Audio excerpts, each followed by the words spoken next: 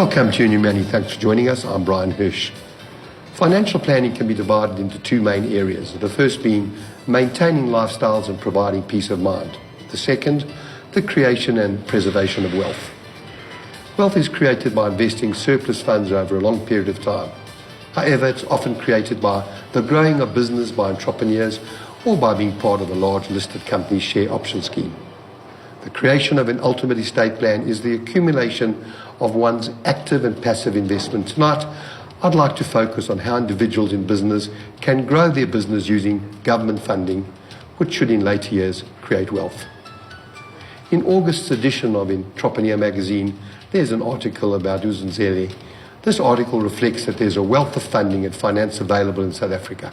The only problem is that 93% of business owners lack the knowledge of how and where to access this funding. I'm delighted to welcome back to our program Nadia and Zahra Rawjee, directors of Uzenzele Holdings and the authors of this article. Welcome back and thank you very much for joining this evening. Thank you very much, Bryan. Nadia, let's start from the beginning. How do we unlock this secret? How do we unlock this to the public? How do people in business, entrepreneurs, get to understand and to know about the potential of government funding?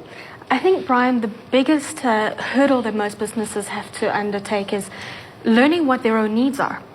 So understanding what sectors they're in and whether they align to the National Development Plan.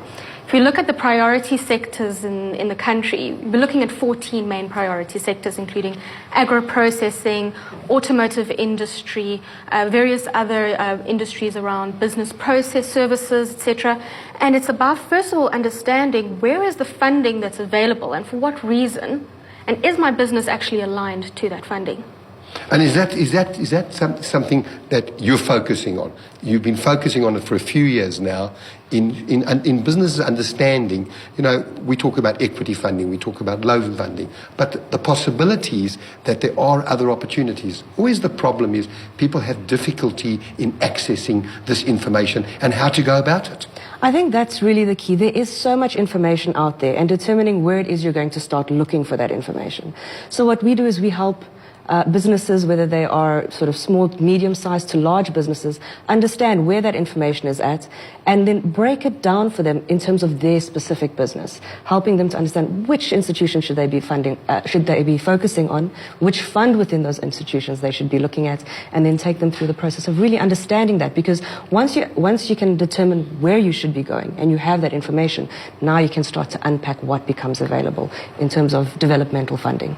So when Zahra talks about different funds, have funds been set up already? Is there money in those funds? You know, when you go to DTI and you have to put together a business plan and all these things, I mean, it's so laborious. So are funds actually set up? And it's just about someone acting as the intermediary, the person between the business and the fund. 100%. There's 17.5 billion rand that's distributed yearly just through the four main development banks, being the DTI, the National Empowerment Fund, the Small Enterprise Financing Agency, and the IDC, the Industrial Development Corporation. Yeah. Sorry, we talk a lot in acronyms, and I'm trying to really help the audience here. So between these four main banks, there's 17.5 billion that's distributed. The funds are there.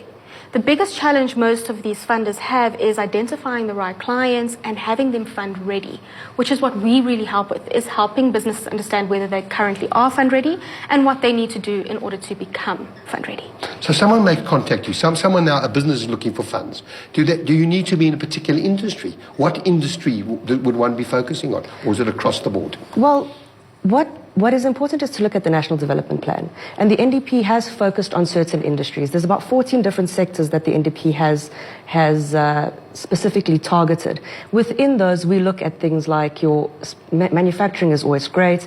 Agro-processing is a focus of the NDP.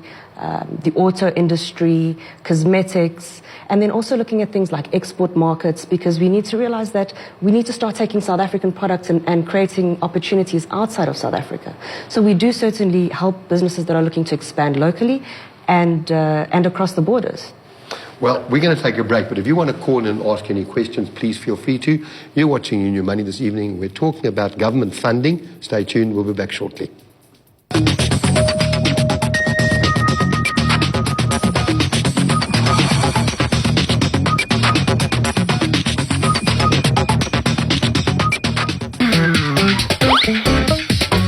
This week on the Big Small Business Show. The website, for me, I mean, you've got a lot of, let's call it borrowed images, which are not necessarily authentic to who your customer is. I know you've got a gallery, but that should be the first thing a potential bride sees, that there are faces that I could relate to, figures that I can relate to. This is the place for me.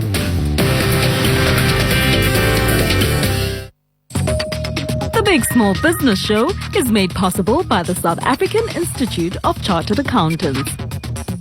The courage to grow is business. MTN Business, a new world of business.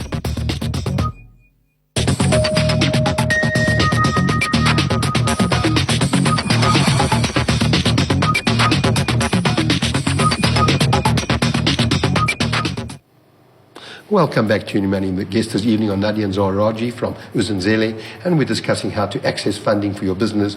And if you'd like to call, our number is 011-280-3899. You can also email me on brian@bdtv. Talk to me how established must the business be? At what stage? We talk about business at seed level, where? It's important. That's actually a fantastic question, Brian, because it's important to understand what is available for which stage of business.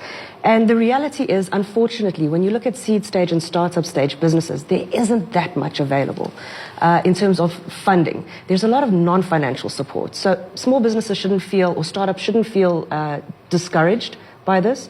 But the real funding that's available is expansion funding, growth funding, because these are companies that now have track record, have proven themselves in the market, and can take the business to the next level, can create more economic inclusion for individuals, for their employees, can create more jobs, can transfer more skills. So the really big money that's available tends to go to your established businesses that are looking to grow. And it's very important for businesses to have their